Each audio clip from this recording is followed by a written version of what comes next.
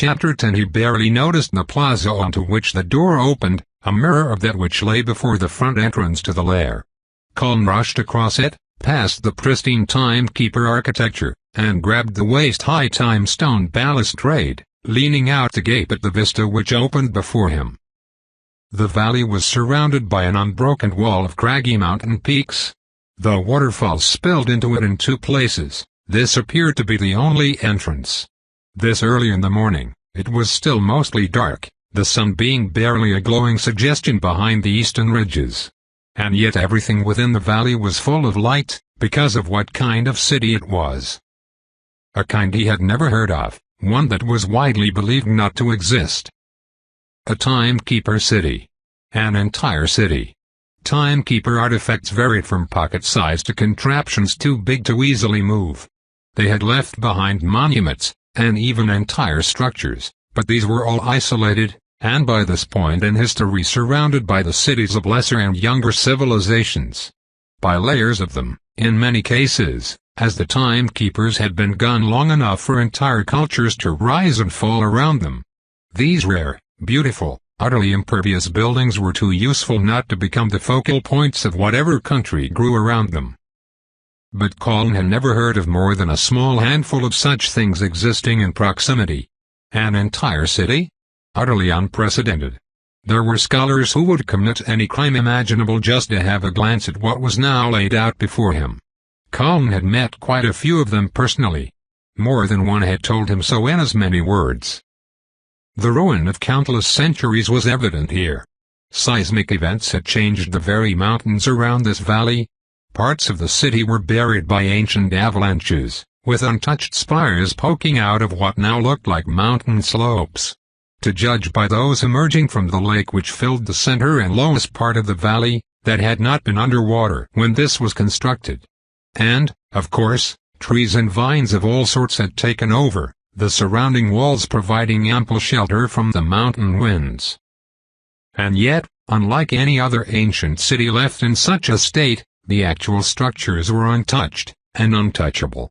The crushing tree roots, flooding waters and even the weight of the very mountains themselves had inflicted not a scratch. Though strangled, flooded, and buried, the works of the timekeepers were impervious, standing as pristine as the day they had been built. Light filled the shadowed valley, the windows and decorative features of Temeglas glowing as it always did when not directly illuminated. The effect was truly beautiful. Melancholy and unearthly, but a stunning picture nonetheless. What? How? Colin managed to stammer. I see you have a proper appreciation, husband, Imar Alafine said with approval in her voice, sauntering forward to join him at the rail. Good. I fear I would find nothing to talk about with a man who has no regard for history. But this is here, he protested. Just lying here. Have you any idea what? No, what am I saying? Of course you do. You, more than practically anyone. But this is amazing. Precious. There can't be another one like this in the world. I know of no other whole cities still intact, she said offhandedly. Though I take it as given that they must exist. Some, perhaps, kept private as we do this one. I should think others are lost under various oceans and deserts and the like. The face of the earth itself is more malleable than the works of the timekeepers. Then again, what little can be inferred about their civilization from its scant leftovers is inscrutable, even contradictory. Though their artifacts are found on every continent, perhaps they did have only a few cities. Perhaps only one. Who can say? They were surely as strange a people as they were powerful. And nobody knows about this. Do you know how badly scholars would want to see this? We are dragons, she said archly. Sharing is not in our nature. I should think you could imagine Atraximos's reaction to the idea of allowing mortals here to study the ruins. Even with him gone from the equation, what would you propose, husband? Can you conceive of any way to open this to the world without likewise opening the entirety of our business? To say nothing of the sheer catastrophic nuisance of it, for you in particular, our privacy is potentially a matter of life and death. It brought him up short, a reminder of his own complicated situation that dumped sand all over his sudden scholarly fascination. Truthfully, Colin wasn't even a scholar himself, merely a highly literate layperson with an interest in history. This spectacle was enough to shake anyone with the slightest such inclinations to their core, but he had more immediate concerns. Chiefly, his wife. Fortunately, she seemed pleased by his interest, but still. He could not afford to neglect Amir Alafin's perspective, not when he specifically needed to court her affections. But still. To just sit on this, when it would revolutionize everything known about one of the world's greatest mysteries. Then his attention was redirected yet again as he felt the sudden pressure of a dragon's intense focus upon him. Not Amir Alafin's, either. He recognized this one. By the same gift of his new magic, he recognized the intent was mischievous, not malicious, and managed to restrain himself from an undignified spectacle of panic. Colin turned around and raised his head at a carefully circumspect pace, just in time to see the green shape swooping down upon them. She banked at the last instant, the wind of her passage yanking violently at their hair and clothes, and then she was soaring away across the ancient city, her voice ringing back at them. By Emmy. By Mr. Pants. At his right, Amir Alafin emitted a most unladylike snort. A huge hexagonal panel of what resembled blue glass appeared from nothing, directly in Vaidalshi's path and far too close for her to evade. Colin winced in sympathy as the young dragon smashed face first into it, her entire sinuous body scrunching up from the impact like a blacksmith's bellows being depressed. And then she went tumbling out of the air, plummeting into a stand of trees far below with a crash that set a flock of squawking birds scattering in all directions. That took her out of view, but they could hear two subsequent impacts, followed by a splash. Colin gulped. Is she?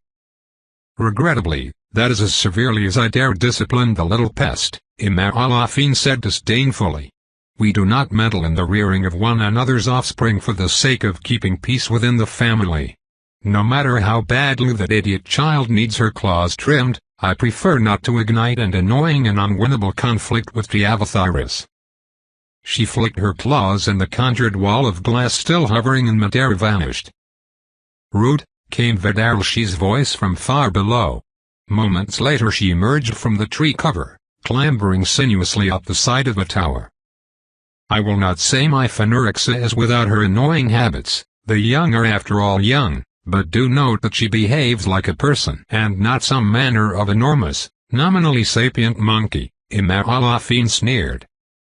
Colin studied her contemptuous expression, then looked back at the city, where Vaidalshi was just launching herself off the roof of the tower. She seemed none the worse for wear from her humbling, and in moments was once again soaring away over the mountains. I'm getting the impression Vaidalshi is something of a character, Colin said diplomatically. Though to be honest, it's Vanimax I'm most worried about getting along with. Yes, husband, well spotted, she agreed, giving him a speculative look. But I advise you not to worry, as such.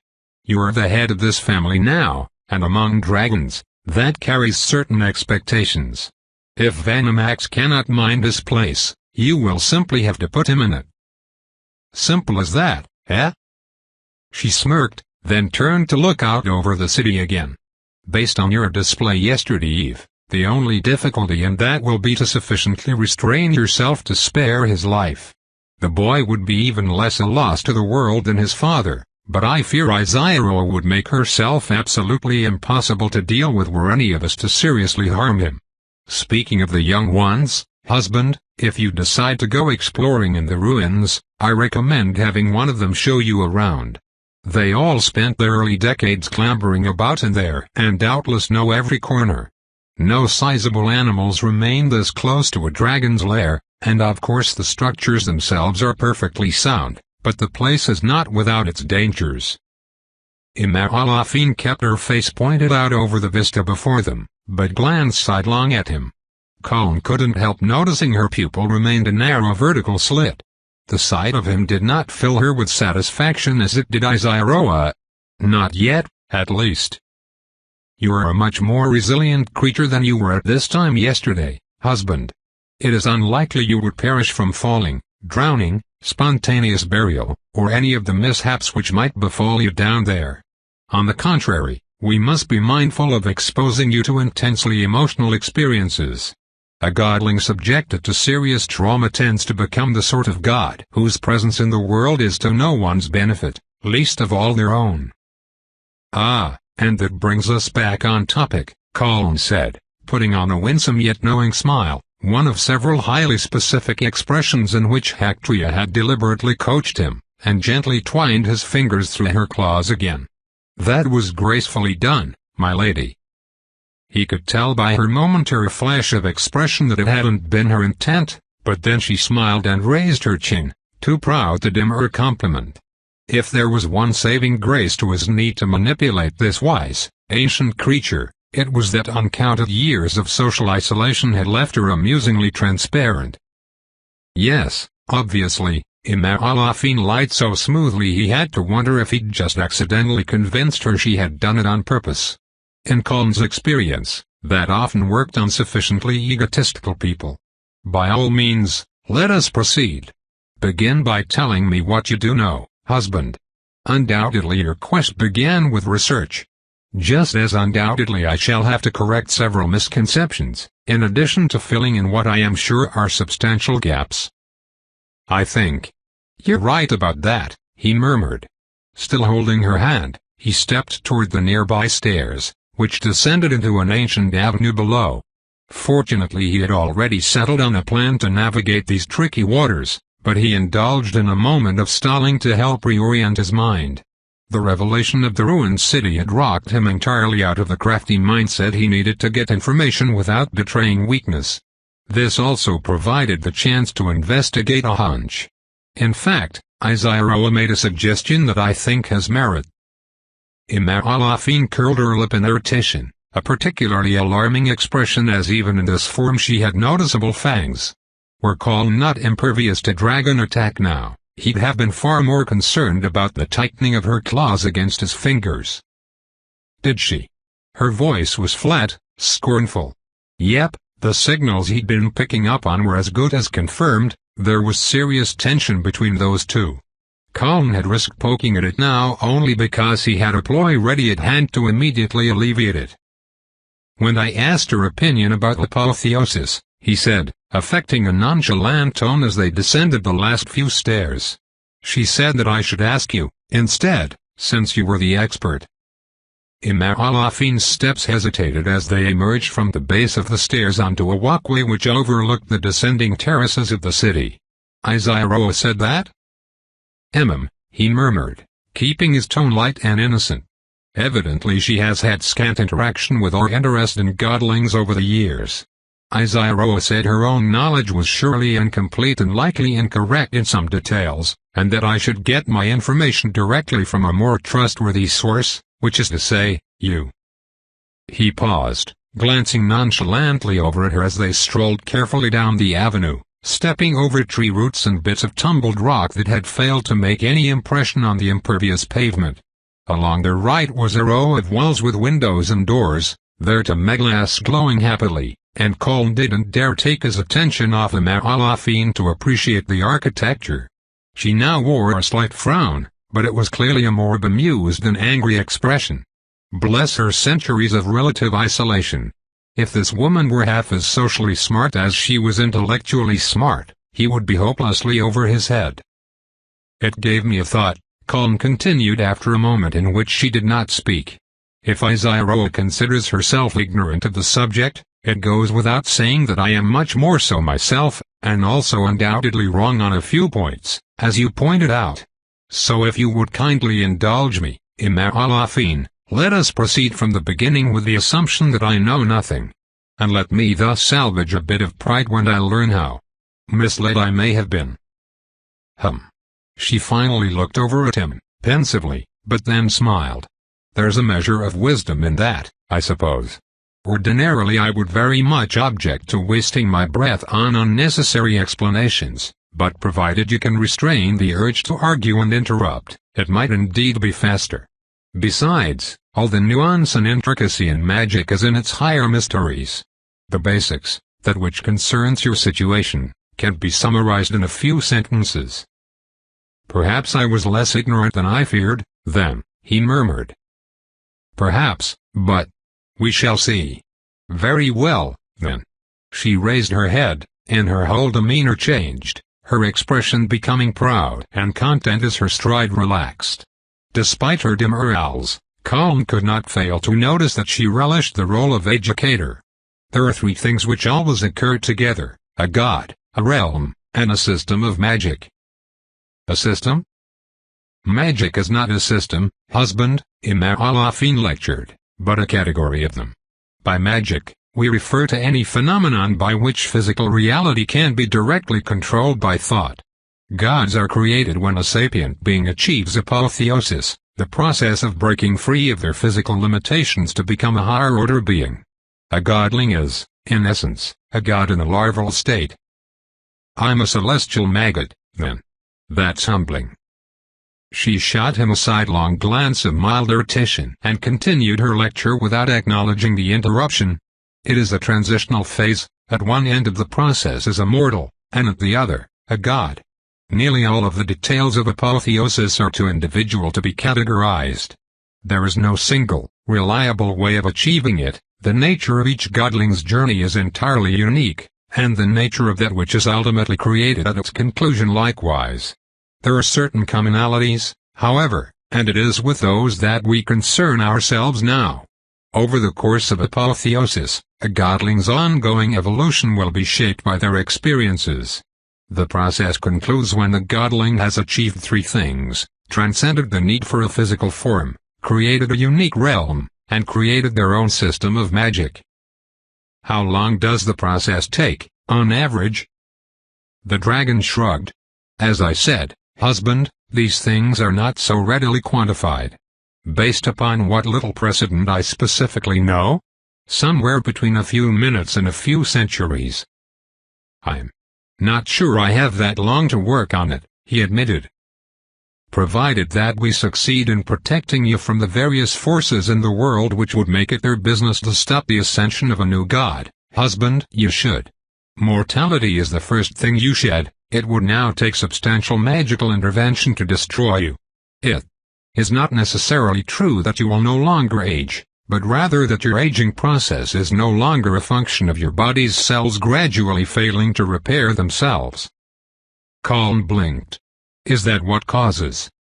Rather, she continued, still ignoring interruptions, as you have become an entity strongly influenced by your own perception of reality, you may find yourself taking on a more mature appearance over time as you come to feel yourself a more mature individual. But to most normal physical failings, husband, you are now impervious. You will not decay or sicken, and very few strictly physical interventions will do you bodily harm. She paused, glancing expectantly at him, and he nodded slowly to show he was absorbing the lesson. I see. All right, then, that leaves a realm, and a system, yes? Just so. A god's realm is as unique as everything else about the process. These are the various heavens and hells, as it is quite common for gods to devote their realms to house the immortal souls of their followers. Not all, however. In dealing with gods, there are precious few true universals, so few that I am easily able to summarize them in a few minutes in layman's terms. There are realms whose creators are no longer known, serving no purpose save as places which exist, many such, in fact. There are also gods who keep their personal domains strictly private. He nodded dutifully. And lastly, there is a system of magic. This is why the study of magic is so diverse, husband. Almost no rules are universal. Even the most widely known tendencies have exceptions. Every type of magic has different strengths and weaknesses, different things that is suitable or able to do. Every type has different rules for how to access it, different strictures placed upon its use.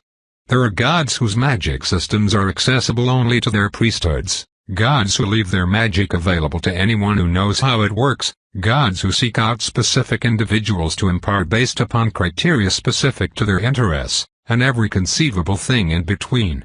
If you ask what is the strongest system of magic, the answer depends entirely upon what you are trying to do.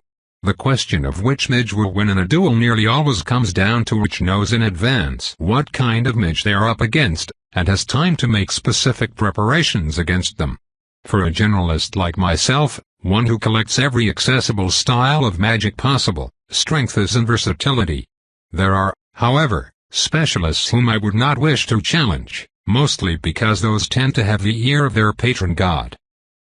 It is widely but not universally observed that many gods seem to be empowered by the devotion of their followers, which neatly explains why it is so common for them to build and sustain religions focused upon themselves. It has even been observed that to deprive gods of their followers weakens and may eventually destroy them, if they become utterly forgotten. But even to that rule there are notable exceptions, and it is not understood why. If there even is an answer to that question, it is unknown to those of us who are not gods, and I strongly suspect it may not be known even to them. In short, husband, the rules are what you decide them to be. She came to a stop. They had arrived at another small plaza, from which another decorative protrusion extended over the gap to provide a lovely view of the city spread out before them. The path continued on in two directions on this level and also had staircases going down and up to other terraces. Colin indulged in a glance around at the scenery, because he couldn't not, but kept the majority of his focus upon Imar Alafin, who was gazing at him with clear expectation. "I'm very glad we decided to do it that way," he said, giving her an earnest smile. For such a simple explanation, it contained a fair few details I did not know, as well as some about which I was wrong. A little white lie, mostly there to caress her ego. He had known absolutely none of that, his scant knowledge of magic barely skirting the edges of most of it. Even that much had so reframed his entire understanding of gods and religion, to say nothing of mages, that he was having trouble keeping that whirlwind of thoughts at bay so he could focus upon his eccentric, beautiful, somewhat cantankerous wife. Very soon Colin would need to find time to sit and think, if only to sort out his thoughts about all this. "Indulge my curiosity on a point, then, husband." "Gladly," he said with a winsome smile, inwardly cringing. Crap, she was going to make him prevaricate and deflect, wasn't she? "What sort of magical education is available to a court scribe in Revkabad? I gather, husband, that you must have sought out some very unique sources of information, otherwise we'd have been inundated with ambitious scribes looking to rummage through Atraximos's hoard for years now. Still, I find myself curious what manner of schooling in the magical arts Izyro makes available to her servants." Oh, that was much easier than he'd feared. And, of course, another sign of her rivalry with the Empress. Colin was starting to suspect he needed to do something about that, since he couldn't exactly keep them separate by brute force the way Atraximos doubtless had. The question was whether he could mediate between them without making it worse. "Well, there are divisions of labor within the Regency's operations," he explained, keeping his relaxed smile in place and lightly caressing the back of her scaled hand with his thumb. "Actually, a scribe such as myself probably has a more varied perspective of the Empire's governing systems than most public servants who aren't at a much higher level. The Royal Archives handle all the records necessary for the running of an empire, of which there are many. Almost everything comes through us at one point or another. But, well, magic is something of an exception." "Oh." She raised a supercilious eyebrow. "It comes down to politics," he explained. "Not even the Golden Empress is an uncontested power. Magic in Rivak is the purview of the Nine and their faithful. They not only have enough political influence to keep the Regency out of their business, but the social power to strongly discourage competition. There are no laws against most kinds of magic, but unaligned practitioners in the Empire are usually, passing through. If they try to set up shop, well, the temples have ways to make them feel unwelcome without breaking any laws." "Huh?" she snorted, tossing her horned head. Her expression was an amusing blend of derision and vindication. Colin really hoped he hadn't just handed her a fork with which to jab Izyroa. Temple trained, in Revkabad, and they put on airs. I will make a meal of my own shed skills if any of those clerics know anything more sophisticated than venery ritual casting. Actually, I had friends who served in the temples, but they were very cagey about business, he said. No great loss, I suppose, since well, you know.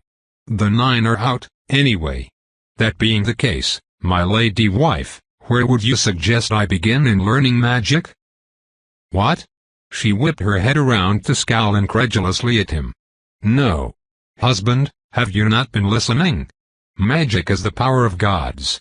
To use magic is to invoke one of the few entities in creation which is not only capable of harming you, but may be strongly motivated to do so. On this matter, I would not trust even the most allegedly benign of gods, nor any system whose creator is believed absent. No, Arkansas Colon, our focus will be upon developing your own power, guiding the form it takes according to our, that is, your best interests, and ideally finding a way to maximize its strengths and minimize the inevitable weaknesses. Obviously this shall be a largely experimental undertaking, as the gods jealously guard their secrets and I have no direct experience in such an endeavor, but the breadth of my magical knowledge is significant. I do not doubt for a second that I have enough theory to set you up with a splendid starting advantage. But you must do no other magic, husband. Do not call down the attention of any extant gods. Avoiding them is by far your best chance of survival. Colin really hoped the sinking feeling which had grown in the pit of his stomach throughout her speech did not show on his face. He cleared his throat, doing his very best to marshal his expression. I see. Very well. That makes sense, when you put it that way. And, on that note, what would you suggest we do about any gods who are already specifically aware of me? Alafine released his hand, stepped away, and folded her arms. The way she glared at him now really emphasized the difference in their heights, somehow. Which one? It's not really a question of one, so much as... He paused, thinking back to the confusing experience of his apotheosis. The memories were hard to parse, now, consisting mostly of sensations his brain wasn't capable of processing anymore, but some details stood out clearly. 14? In fact, he strongly suspected, 15. Eventually, she was bound to find out about the entity. They all were. Colin really needed to be on firmer footing around here before that happened. They probably wouldn't throw him out or try to destroy him if they learned what a helpless puppet he'd been for his entire journey, but he knew better than to trust 6 dragons with 1 iota more power over him than he absolutely had to. Alafine closed her eyes for a moment, drawing in a long breath through her nose. How in the name of... All right, let's hear it. What did you do? Chapter 11. He very nearly let her get away with it. It was the posture and bearing. Colin would have more instinctively controlled himself if confronted by a rampaging monster, but in that moment Alafine was a stern, disappointed librarian, a kind of being with which he was well familiar, and to which he had a deeply ingrained instinctive response.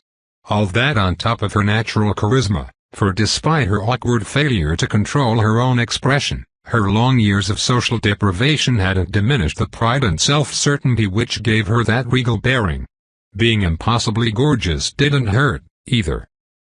Well-trained instinct reared up and Colin almost succumbed, almost cringed and stammered and tried to justify himself. Fortunately, he recognized that reaction in time to control it before it controlled him. Instead, he remembered his mission, that this conversation was about more than learning the ins and outs of godhood, but beginning to establish a relationship with her. The right kind of relationship, specifically. He remembered Isaiah's advice, Hector's lessons. What he truly needed here. Seduction. Dominance. What did I do?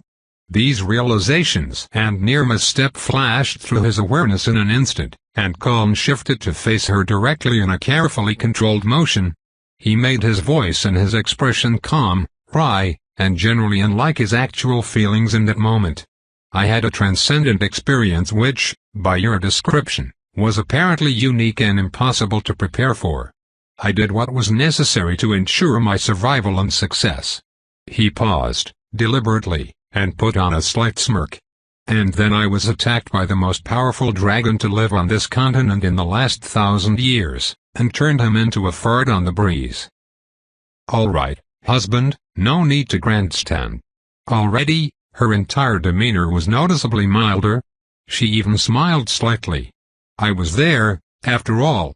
I'm not likely to undervalue your accomplishment. Naturally, to have achieved such a thing as an inexperienced mortal must have involved some compromise. We must simply deal with the situation in which we find ourselves. Tell me, then, to what gods have you already made yourself known? It was gracefully done, but there was no denying that she had backed down.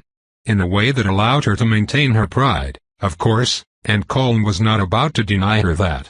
Imar-Alafin was prickly enough already. He didn't really want to learn what she was like when she felt slighted. There were 4, first, he said slowly, frowning as he cast his mind back. I stumbled into them completely by accident. The process caused my consciousness to expand beyond my... Well, I could feel myself sort of coming unglued. Dissipating, like ink in water. Psychomagical ascension without prearranged safeguard, she said immediately, nodding. Then you have some perspective on why few try this and fewer still succeed, or even survive. It takes a rare consciousness indeed to go through such a thing and emerge intact. You said there were 4? Yes, they were just there as soon as I became aware of them. It was sort of like I was swimming in them. I didn't so much encounter them as suddenly realize they were all around me. It's hard, in retrospect, to put any order to the memories. Like the difference between a written description and an actual event. I do specifically recall the presence of 4 very distinct personalities in all that power. That sounds like the local pantheon, she said, nodding with her eyes narrowed in a pensive expression. Very well, husband, perhaps I was too swift to cast blame. It's unlikely you could have undergone apotheosis within their domain and evaded their notice. There are only 4 local gods? Oh, there are countless little ones here and there, but only 4 who still hold widespread sway throughout the Evervals. The Valerald Empire had a sizable pantheon, larger than Rivax, in fact. But it's as I was just telling you, husband, some gods can find themselves forcibly diminished by the culling of their flock. The fall of the empire and subsequent reign of Atraximos caused a lessening of the population, and an overall change in outlook.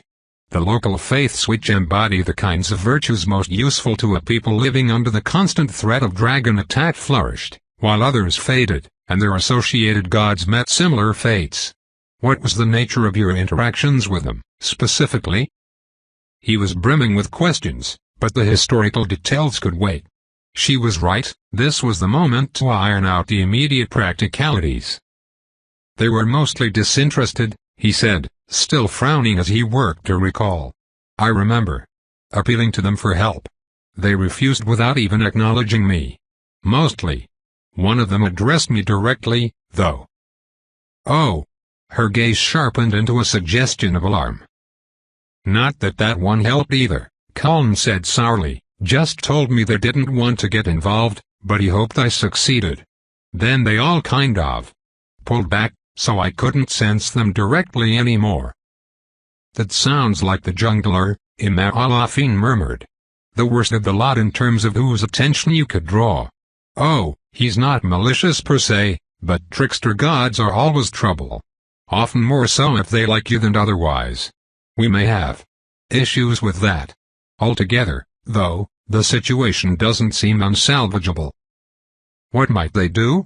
I mean, if these gods were inclined to intervene here, it seems like they'd have done so during the 600 years Atraximos was rampaging around pillaging and burning. You are not Atraximos, she said pointedly. Bear in mind, husband, that your unique power is currently strongest against dragons. Gods are an entirely other matter. No godling is a match for any god. You are not without a point, however. We are still here, and that will likely stay their hand in terms of direct intervention. A dragon is something even a god dare not take lightly, and 6 dragons should be more than sufficient to dissuade encroachment by 4 gods who have spent centuries learning to step carefully around us. You don't think the fall of Atraximos will embolden them? It absolutely will, when they learn of it, but only by a matter of degree. She smirked unpleasantly. The people of these kingdoms are shaped by generations of caution, and while that has become their attitude toward life in general, they are keenly aware that we are the ultimate cause. Yes, the people and the gods of the Evervils will begin exploring this new dynamic, but they will do so with such hesitance that a few sharp rebukes will suffice to dissuade them. Cullen allowed his frown to deepen. I'm not sure that's something you should speak of with such satisfaction. The damage you've caused to these civilizations is incalculable. That was a mistake, he knew it the instant he'd spoken. Imar Alafin's expression closed down, and then a sneer curled her well-sculpted lips. You are young, husband, for which allowances must be made. I advise you to work on moving beyond these mortal sympathies. They will not serve you well henceforth. So, that was 4. You said 14. Right. He was glad enough of the opportunity to change the subject, not because he was wrong, but because there was no way to win that argument, not with her. Well, in my beleaguered state, I did the only thing I could think of, and tried to return home. Ah, she said, nodding. The 9. Cullen nodded back. They wanted nothing to do with me, either. Forcibly pushed my consciousness out of their territory and told me to sod off. I'm not even sure which one was speaking, they sort of. Well, they're good at presenting a united front. That is actually ideal, she said, despite how it probably seemed at the time. You were never going to escape the 9's notice in the long term, given your entanglement with Isairoa. This way, you haven't placed yourself in their power. Entanglement sure was a choice of word. They keep tabs on her. Of course they do, husband. I should think you would know that better than anyone. Believe it or not, court scribes aren't generally privy to details of the personal relationships between our immortal empress and the gods of our pantheon. Regardless, Imar Alafin continued with a flick of her claws, this is an old and unsurprising state of affairs. I don't love the Riva pantheon taking even a tangential interest in my business, but I've learned to live with it, chiefly because they have had better sense thus far than to stick their little divine fingers where they don't belong. I would expect them to adopt a conservative position, husband. You should be careful not to intrude upon their domain. So long as you don't, they will likely stay out of ours. He couldn't deny a slight pang at the thought, but answered her with a resolute nod. It's not as if I have anything to go back to, anyway. Except a prison cell. Imar Alafin quirked an eyebrow, and he just barely managed not to wince. Was that revealing too much? She didn't pursue it, however. They might find it unexpectedly difficult to put you in one, now, and that would lead to a spiral of ever greater complications. Best altogether that we avoid the issue. Very well, that makes 13. I suppose you have saved the worst for last? Worst, or maybe best, he replied. It was the last one who saved me. Reached out, gave me a helping hand. And a bit of a push, there at the end. I was right on the edge of completely disintegrating and she eased me back into, well, myself. Worst, Imar Alafin said grimly, her tail beginning to lash behind her. That is a debt, husband, and such things have weight among entities that are more concept than matter. A god who has some claim on you is very nearly as bad as one determined to remove you from competition. I'm not sure about that. Our interaction. That is, that form of communication is extremely, well, intimate. It was beyond even telepathy. It was like we were immersed in each other. She made her intentions very clear. She wanted to help, out of compassion. Arkansas Cullen, there are many reasons people help one another, and compassion is indeed one. I dearly hope you are not so naive as to assume it is the only or even the primary one, however. Or are you somehow under the impression it cannot be faked? Colin let his own expression fall into a frown. I am deeply, personally aware of that, I assure you. In fact, she did ask a favor of me in return for her aid. Imar threw her head back in exasperation, raising both her claws as if she could grasp Patience out of the air. And somehow that was not the first thing you told me? She wanted me to pay it forward, he explained, holding on to his own calm. It was a well-practiced measure. Imar was not even close to the most frustrating person with whom he'd had to deal. She asked me to. What was it? To remember what I owe to the kindness of strangers, and help others find safe paths to shelter. The dragon narrowed her eyes pensively. We need to figure out exactly who this was. You said you were certain of that much? Yes. It was. She had a distinctly feminine presence.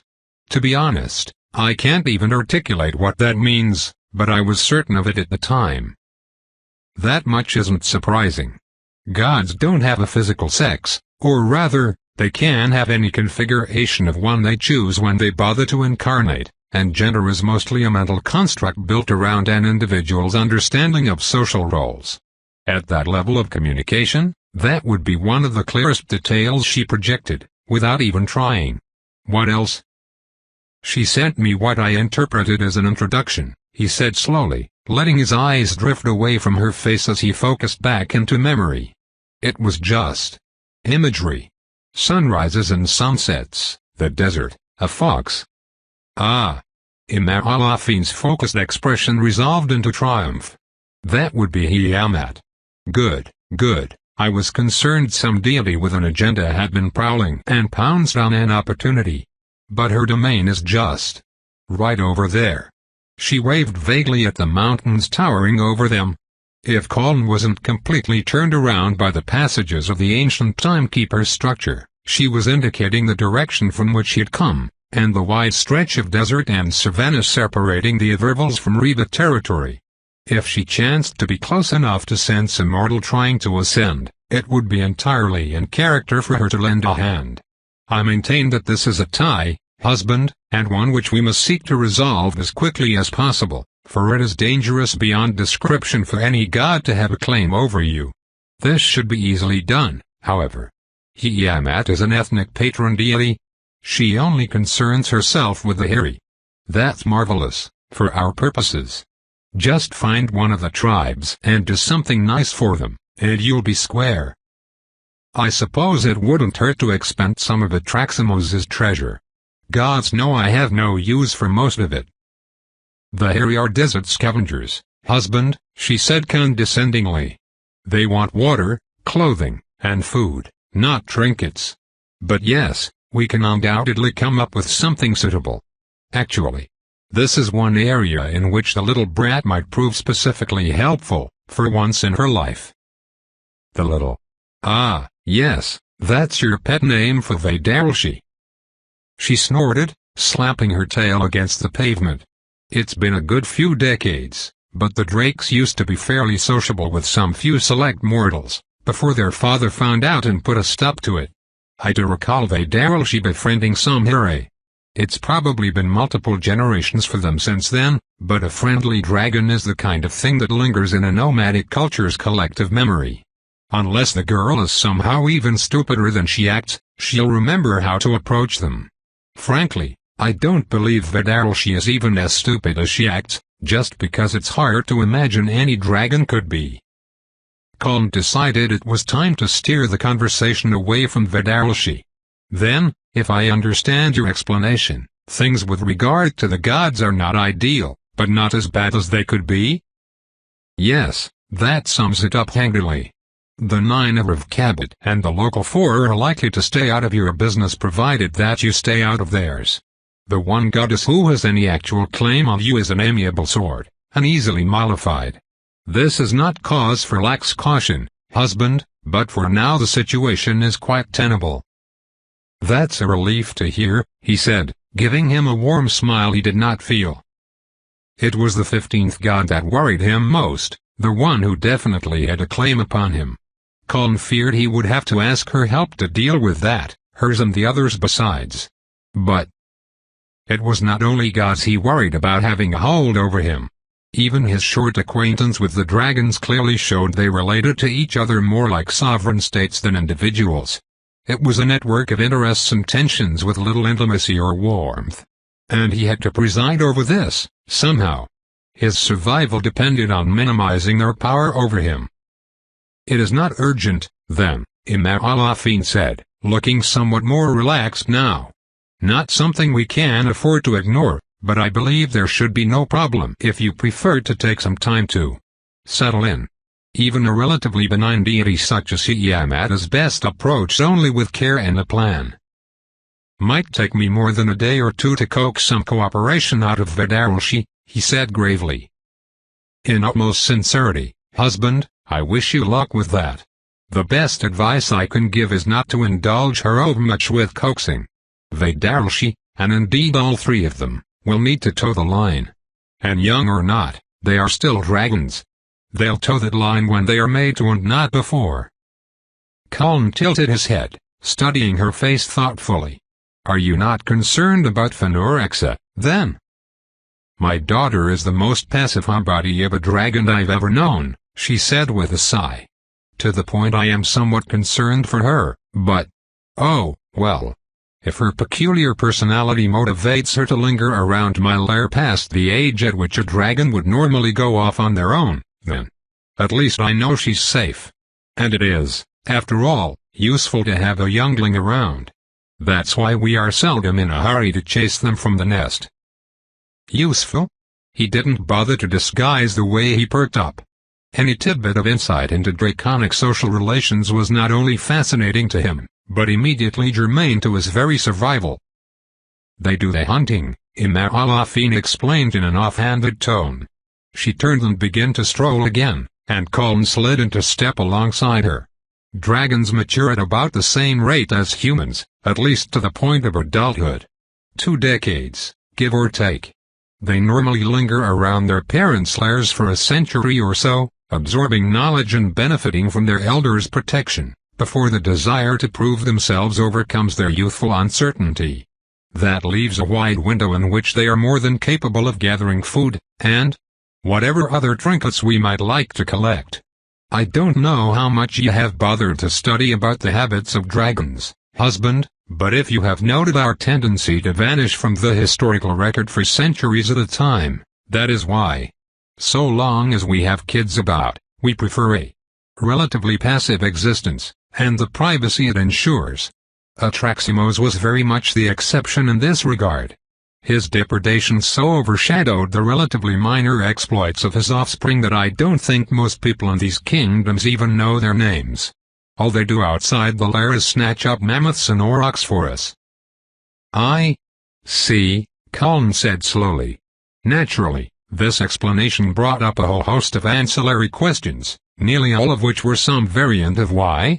Being well aware of his own natural inclinations, however, he had already resolved to absorb details piecemeal, over time, and not annoy his new family with a barrage of questions if it could be helped. Frustrating as it was, he needed to cultivate a very specific image, here. If the 3 youngsters were accustomed to being treated as gophers, there would be some resentment built up. That was a lever he could pull. He needed more detail about the nuances of these relationships before he did so, however. To yank a lever without knowing what else it might be connected to would be foolhardy in the extreme. More immediately, Imam Al-Afin continued in a brisker tone, "We must make a plan for your development." "Ah, yes. You were quite adamant about not studying magic. And your reasoning was most persuasive," he added soothingly when she shot him a look. "What, then, should I be focusing on?" "Much as I would like to think myself most qualified to lay out such a program," she said a bit testily, "there will be unnecessary tension in the household if any one of us presumes too much. Ultimately, husband, it must be you who decides the directions in which you will go. You should expect to be offered 3 competing agendas for your development." "I see," he repeated, less truthfully this time. "If not magical, then?" "It's as I told you, husband. The specific nature of your continuing apotheosis will be determined by the experiences you have as a godling. Any experience may be relevant, but the more emotionally stimulating, the more powerful. Right now, you are a being of flesh and blood, in the process of morphing into one of concept and power. Anything you do may have an effect on your ongoing evolution. And we are operating on an uncertain timeline. There is no set period this will take, and it undoubtedly depends on the nature of the course you chart. Potentially anything and everything you do from the moment of your first ascension until its conclusion will shape the God you become, as well as the magic you unleash into the world, and the realm you will create.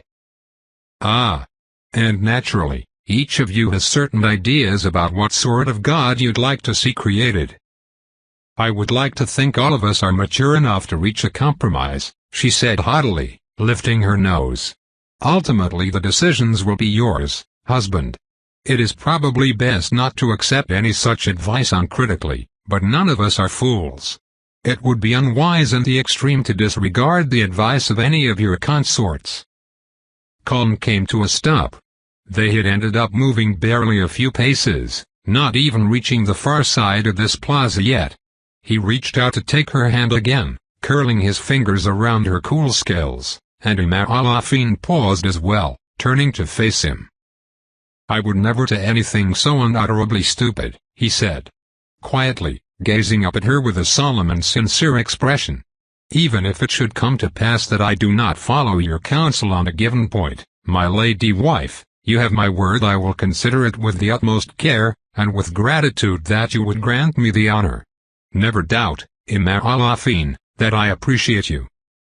He lifted her hand again, opening her palm gently to lay a kiss upon it, never breaking eye contact with her.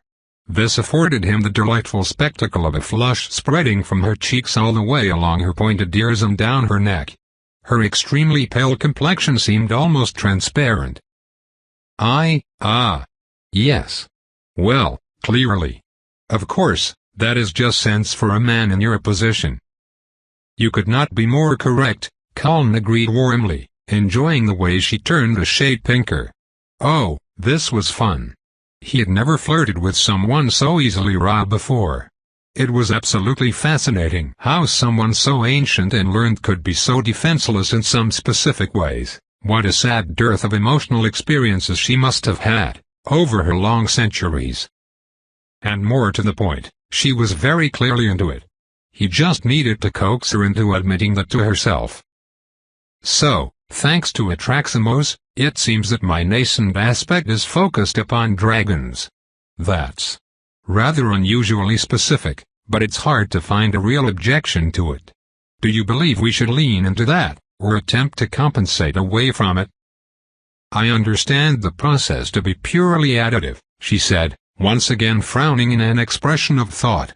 Unless I am gravely mistaken, it will not be possible to remove traits from your burgeoning aspect.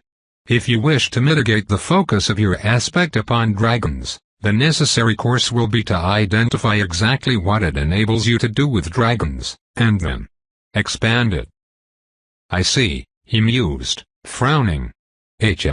What I can do with dragons. Forgive me, but... Yes, so far that appears to be. Whatever you might wish, she said, again studying him narrowly. You are impervious to any attack from us, able to seize control of anything we have made, and let us not forget your ability to simply snuff a dragon from existence. And if I am not very much mistaken, you seem able to perceive our presence and intent. Husband, I don't think broadening your aspect beyond dragons will be possible. Oh. Gods are inherently beings of narrow focus. The universe itself seems to abhor omnipotence. Having stumbled onto what may as well be absolute control over dragons. To extent that would mean gaining absolute control over everything. If that were even slightly possible, some god would have done it by now. So, dragons it is, then, he said slowly. Forgive me if I presume, but that seems likely to antagonize any other dragons who learn of it. She barked a short, incredulous laugh. To put it mildly. Yes, husband, that is going to be a problem, and our chief reason to maintain secrecy as long as possible. Dragons are, on average, less circumspect than gods. We will come under attack once more if our kind learn of this, and I cannot even blame them, since what we are attempting to do amounts to creating a sovereign over beings accustomed to thinking of themselves as the uncontested apex of sapient life. One who is not even a dragon to begin with. Oh, yes, there will be violence over this. The 6 of us, backed by your power, should prevail against most challengers, but this will not be easy. Imar Alafin nodded. I dare say this will be every bit as challenging as such an accomplishment deserves. Then it sounds like I had better deepen my affinity with dragons, he said, an idea dawning. Right now, thanks to Atraximos, my powers seem mostly geared toward protecting me from dragons. But what if I could, instead of halting or destroying them, empower them? Imar Alafin stared at him. Her expression remained frozen, but slowly, her slitted pupils dilated as she absorbed the implications of this idea. Only after a few pensive seconds did she allow the smile to begin curving up her lips. Now that, husband, is a thought. Her tail began waving behind her, rhythmically swiping through the dust and fallen leaves scattered on the plaza. Yes. Yes. Oh, we can do this. And just think what you'll be able to grant us. By sharing experiences, then, Colin said innocently, once again caressing the scaly back of her hand. She paused, blinked, and her cheeks went bright pink again. Well, yes, that's true. Gather you have already made quite the head start, thanks to Iziroa. I suppose so, he murmured, affecting a casual and thoughtful tone. I think I see a drawback in that approach, however. Oh. After all, it seems so far that what I've done is develop an increased affinity with Iziroa. Unless your aim is to create a new Golden Emperor, which I don't think she would appreciate either, it seems I had better diversify my efforts. He again raised her claws to his face, gazing up at her through his lashes, and pressed a soft kiss to her palm. She had gone bright scarlet. At no point, Imar Alafin, Colin said softly, ever, will I attempt to impose anything upon you that you do not desire. The dignity of your person is sacrosanct. Tiavatharis has been deliberately expressing receptiveness. I can seek her out next. At worst, you will sacrifice a measure of influence over the development of my godhead, but even if you should decide to eschew our connection entirely, my promise remains unwavering. You shall have an honored place at my side, and I will never mistreat, neglect, or coerce you. No matter how comparatively slender our connection. He did not feel great about manipulating her. Dangling bait she desperately wanted was far more benign than any kind of coercion, but even so, Colin didn't think he'd have had the stomach for even that much, were he not sure she was actually receptive. She just had her pride, and a dragon's sense of the way things should be, standing between her and what they both wanted. As Hactria had taught him, the two parties in a seduction were not adversaries. The seducer's task was to position them both as allies in a mutual pursuit, against whatever stood in their way. Oh, you do know how to get what you want, don't you? Imar Alafin whispered.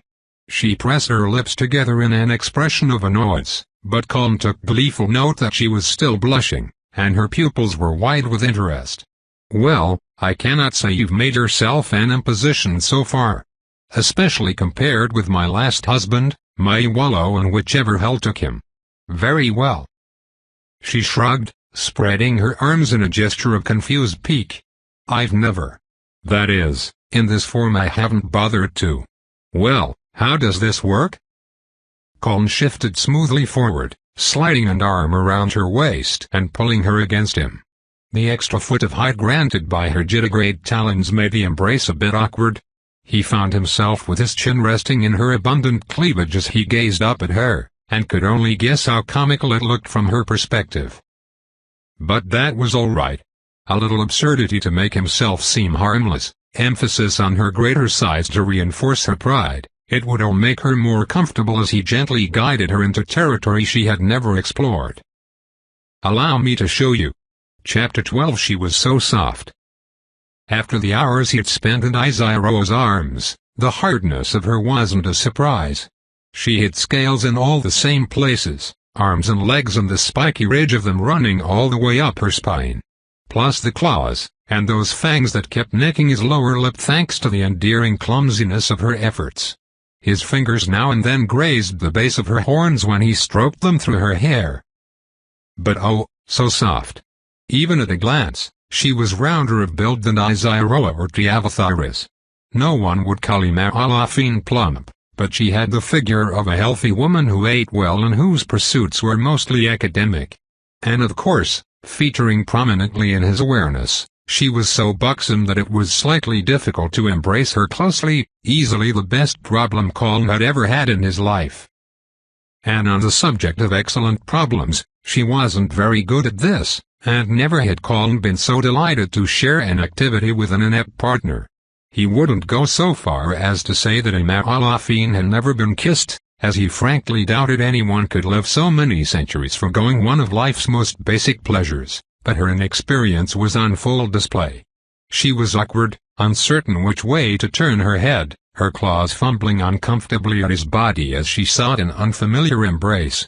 She kept biting him, and he was sure it was not deliberate. Also, she seemed to have the same instinct Iziroa did to nuzzle at him with her nose and forehead like a cat rather than with her lips, which made him suspect that was a dragon thing. It was adorable. The contrast was so alluring. Alafine was so assured, so arrogant and prickly and, it had to be said, cranky. But then, there was her defenselessness to flattery, how easy it was to make her blush. And now this. Softness and hardness, in personality as well as in body. Colin could really see himself falling for her, if he wasn't careful. Their lips parted, both gasping for breath. He opened his eyes. Hers were staring at him, wide and vulnerable. It was Hactria who taught him to watch people's pupils, that an average light their size could reveal emotions. In humans, this required close attention, but the effect was much easier to see in a dragon's eyes. Alafine's were dilated almost fully round, the thinnest lips of ice blue surrounding them. Colin grinned and leaned forward again, this time nuzzling at her nose with his own. Not so bad, huh? She looked away, unable to duck her head because it just rubbed her forehead against his. Already flushing pink, she went a shade closer to crimson. That. Breathless, Alafine cleared her throat, trying for an aloof tone which she didn't quite pull off. A simple mammalian grooming instinct, I presume. I am indulging you, husband. Such things are, ordinarily, beneath a dragon's dignity. Colin allowed his grin to widen by a hair, gently taking her chin in his fingers, brushing his thumb across her lower lip. She gasped. Her claws tightened on his back. It was very good that he was dragon-proof or she'd have crushed and eviscerated him several times over by now. If this is your mere indulgence, my lady wife, he murmured, leaning closer, I hardly dare to anticipate the experience of your ardor. At that she went absolutely scarlet. Clearing her throat again, she instinctively avoided his gaze before obviously catching herself doing it and forcing her eyes back to lock with his own. Smiling, he waited. As fun as it was to tease her, Colin was mindful of the limits of her tolerance.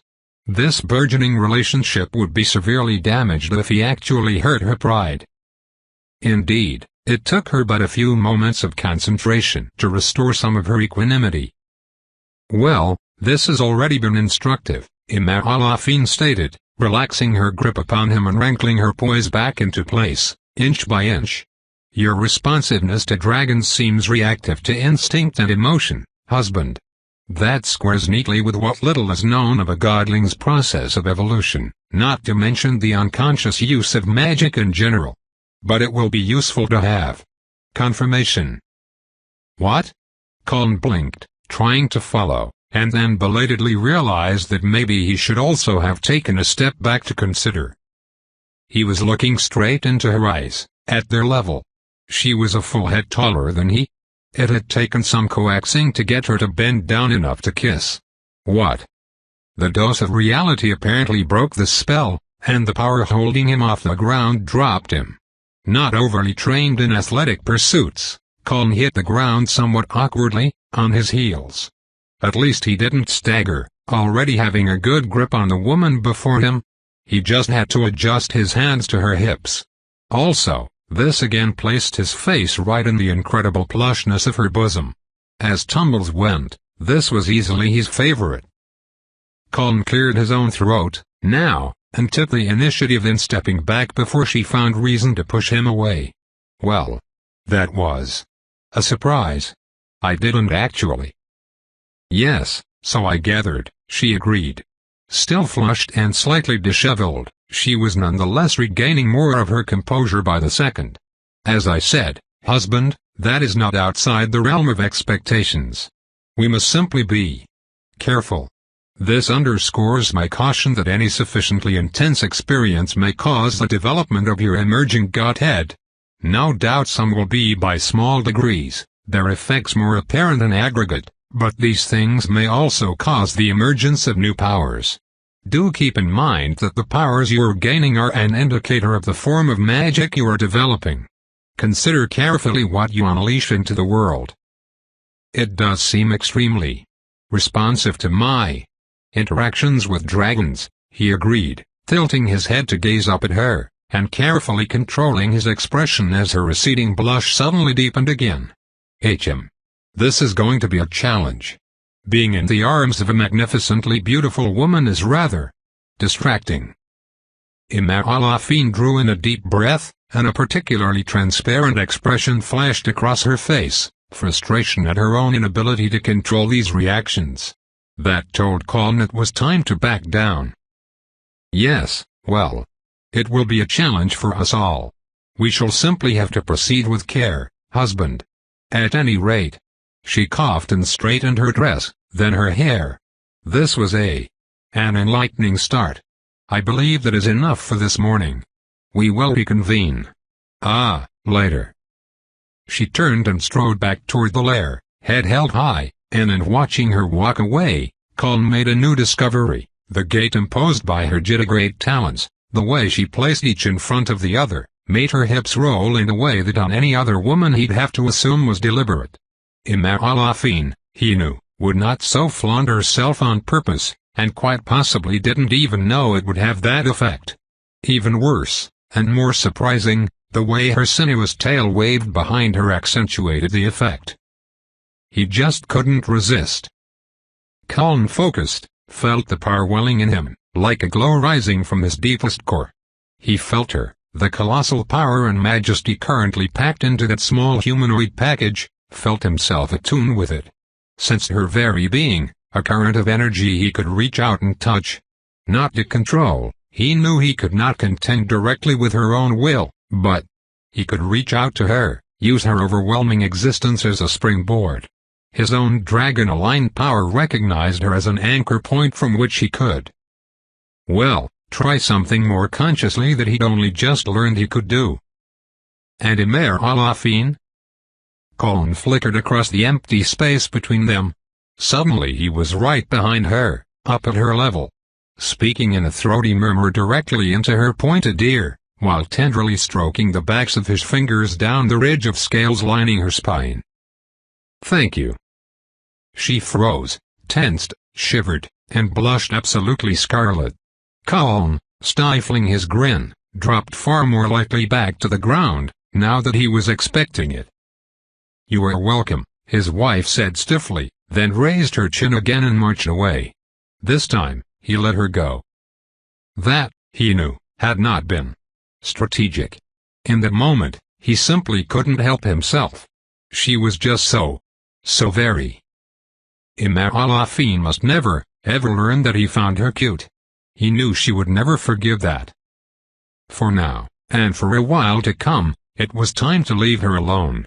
A courtship was a campaign over the long haul, and once the subjects had been nudged out of their comfort zone, the right action was to let them return to it and regain their serenity. Pressing too hard or too soon would drive them away, but if led along the steps of the dance with skill, they would be more willing to step further out of that zone when it was time. It felt vaguely slimy, using Hector's coaching to woo his new consorts. Still, Colin had to remind himself that the stakes here were for his survival, to say nothing of the power both he and they stood to gain. And the matter of who would be in charge of whatever relationship ultimately developed. In terms of taking command, he was at a disadvantage against them in ways that all his anti-dragon powers would not overcome. Beautiful they might be, not to mention delightful to the touch, oddly charming in their way, and, in at least one case, breathtakingly skilled in bed. Colin still could not afford to be complacent around them. He drew in a deep breath, taking a moment to gaze around as Alafine vanished back inside. The chance to compose himself was welcome, and the view still well worth seeing. Even aside from its incredible historical value, the Timekeeper city spreading around him was a stunning spectacle. It would be beautiful enough fully intact, but somehow the forest and lake and rockfalls choking it made the sight all the more aesthetic. Mournful, in a way, but no less lovely. Colin was sorely tempted to wander off and poke around. Even though he wasn't a scholar of Timekeeper relics specifically, the sheer unique value of what was now spread out around him was enough to seize the imagination of anyone with a spark of curiosity in their souls. Alafine had been right, however, this place undoubtedly held dangers, and just because he was probably much more durable now didn't justify taking silly risks. Delving ruins was a specific skill set, one he did not have. Well, there was time. He was going to be here for the foreseeable future, and surely he could persuade one of the dragons to show him around at some point. Before he turned to sightseeing, he had probably better focus on his social situation. Everything depended on that. With some reluctance, Colin turned and strolled after Alafine, back up the stairs and across the plaza. He'd given her enough time to be well out of the way by the time he returned to the doors, and then to the tunnel that led back to her enchanted library. Here was another place he urgently wanted to spend some time exploring, one that was far more readily available and safer. This one he felt might be a better use of his time. Why shouldn't he get some reading done before he set out to deal with more dragons? Best if he didn't come across as too needy, anyway. Unfortunately for Colin's plans, the library's denizen had her own. "Welcome back, oh my lord and master," Phanorexia said in the driest of tones, raising her head as he strolled down the carpeted aisle. "Might I beg thee for the indulgence of a moment of thy precious time?" Colin repressed a sigh, turning toward her. "That's good, very nice. I do appreciate a bit of well-delivered sarcasm." "I had a feeling you might," she said, grinning. That, of course, was terrifying, but Colin was getting used to it. It was one thing to know, intellectually, that those rows of huge, gleaming teeth were no physical threat to him. Believing it was another, and he was still getting there, but the emotionally intimate nature of the power growing in him helped. Even after less than a day, he had had enough experiences with dragons to have some certainty that none of their biting and clawing would endanger him. "So, how far did you get with my mother?" Colin blinked, then blinked again. He wasn't sure what to expect from her, exactly, but not that. I don't think that's really. That's the first thing you should probably be aware of," Phanorexia interrupted, gazing down at him with unmistakable smugness. "We are solitary creatures. There are no true universals in our behavior, and what general customs we observe are just sensible adaptations to our biology and physical nature. Dragons do not have a culture, as such. Consequently, we do not have taboos, including sexual ones." "I see." Her grin broadened. Colin had a distinct feeling she was doing that on purpose. "Just for example, Venomax is certain to have numerous issues with you, Arkansas Colin's liqueur. The fact that you spent part of last night up to the hilt in his mother is not one. He'd be quite confused if you brought it up." "Well, I'll just add that to my long list of excellent reasons not to discuss it with him. Thank you for the advice, Phanorexia. Was that all you wanted to tell me?" "Oh, I did indeed call you over to offer advice," But that was only the prelude. So soon, having sampled the veritable buffet of mates suddenly available to you, you'll find yourself inclined to have 2 or more of them at once. I strongly advise you to refrain. This conversation was spared from being as excruciatingly awkward as it might have been by the fact that it was so surreal. He didn't quite know how to react to this, and found himself oddly amused. Indeed? Colin folded his arms and smiled sardonically up at her. You've certainly made some assumptions, there. I read, Arkansas Colin. It's what I do. I live in one of the greatest libraries in existence. Even at my age I have not been through every book housed here, and I mean to remain at least until I have done so. I'm willing to acknowledge that I am quite sheltered, in terms of personal experience, but I know great swaths of that which is known by mortals, virtually anything they have trouble to write down. And do you know, can you truly imagine, what a disproportionate amount of your species' literary output is devoted to sex? I probably know things about human sexuality that would shock even you, urbane city boy that you are. Do you follow my meaning? He sighed, his smile turning into a grimace. Yes, you've just broadly indicated that, while a virgin, you're probably the kinkiest person I know. None of that was information I particularly needed, Phenorexa. Just because you don't have sexual taboos doesn't mean anyone else wants to hear about it in casual conversation. Ah, I suppose it is your turn to make assumptions, then. She shifted position slightly, the spaded tip of her long tail tapping against the floor, and her grin lessened, becoming a smirk. It's not as if this is even remotely toward the fringes of sexual experience. A man, upon acquiring sufficient power and wealth that he can support multiple concubines, inevitably seeks the indulgence of enjoying their attentions simultaneously. Woman, good. 2 women, better. I believe that is how the arithmetic goes. Well, it's hard to argue with math, he said gravely. Quite. And my advice to you is to abstain from that indulgence, Arkansas Colin. A dragon harem is not the sort from which you can arrange yourself or menage. Oh. Colin raised an eyebrow. And here I thought you didn't have sexual taboos. We don't. Her smile widened again. I give it even odds whether either of the old worms you might thus proposition would take violent offense, or decide to indulge you, but the second option would be far worse. I don't know if you've observed the pattern yet, but there is little in the way of personal warmth in this family. We tolerate one another's presence for the sake of utility. Dragons have a tendency to get violently competitive at the drop of a proverbial hat.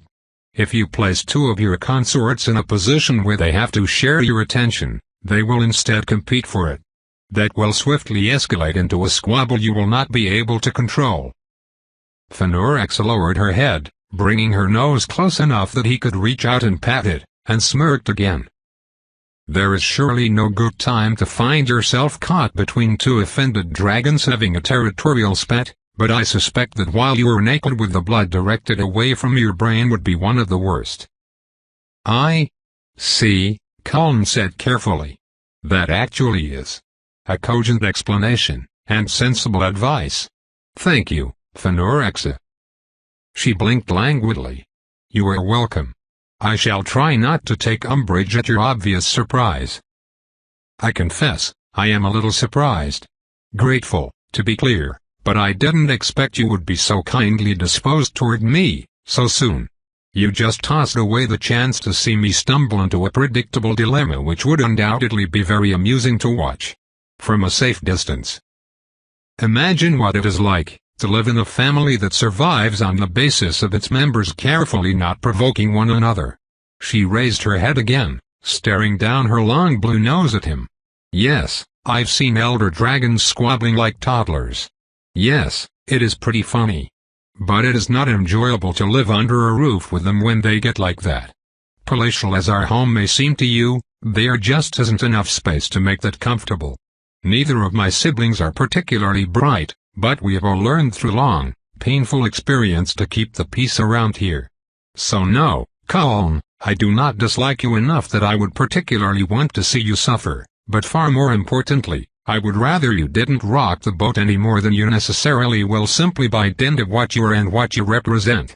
In short, do what you need to with your consorts, but kindly try not to agitate them unnecessarily.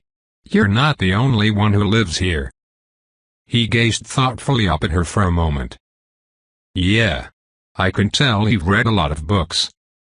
She smiled. "Thank you." "You are welcome."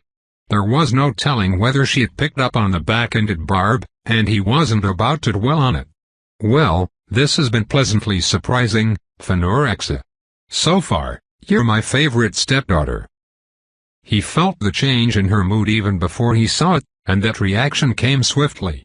By the time she drew back her lips and narrowed her eyes, he had already sensed the sudden spike of anger and revulsion as her attention focused aggressively on him. Fortunately, the practice Colin had recently been getting enabled him to react with control rather than instinct. He remained deliberately calm as she rose to her feet, talons scraping against the floor. "I was older, wiser, and more learned at the time of your grandparents' conception than it is the lot of your kind ever to become," Phenorexa hissed, glaring down at him. "You are no father to me, human. Don't forget that." Colin held still, and held on to his equanimity. Meeting her eyes, he deliberately gave her a long moment to breathe, and then just as deliberately nodded. Both to avoid escalating the sudden tension, and to buy time for him to frantically figure out what to do with this new situation. Finally, he nodded once. "I apologize, Phenorexa. I was attempting a little joke, and didn't realize that would offend you. Now that I know, I won't say it again." Calm was necessary here. But it was not the only thing which was. He gave it another beat to settle before going on to assert what he overall needed to have in this family: dominance. "And in the future, I will expect a more measured expression of displeasure from you, erudite creature that you are. It is most unbecoming to lash out emotionally. Particularly when you know very well that you have nothing with which to threaten me." Her eyes narrowed further, and her claws flexed again. Colin met her stare, unmoving, and the moment drew out in silence as both refused to back down. He gave her a count of 5, and then doubled down. "Lose the attitude, young lady." For just a second, he thought that Gambit was about to go in the opposite direction. Not from her body language, when remained tense and aggressive but unchanging. He felt it, though, the spike of renewed irritation and offense. But then, just as quickly, her emotions stilled, threaded through with wry amusement. And finally, she relaxed, settling back down on her claws, and raised her head in a calmer posture. "You really are an interesting little specimen, Arkansas Colin. I certainly have my doubts, but perhaps you can prevail here, after all." So saying, she calmly stretched out again, laying her head to rest upon the library floor, and closed her eyes. Colin let out a soft sigh. "Good talk, Phenorexa." There was no response. Clearly her default strategy for uncomfortable confrontation was to pretend to be asleep about it. While Colin had been about to explore the library, he decided to put that off until this new tension had had time to cool. Well, there should be plenty of time for that, too. For now, he strode back out into the central hall, leaving the dragon to her inscrutable thoughts. As it happened, this turned out to be fortuitous. "Ah, husband."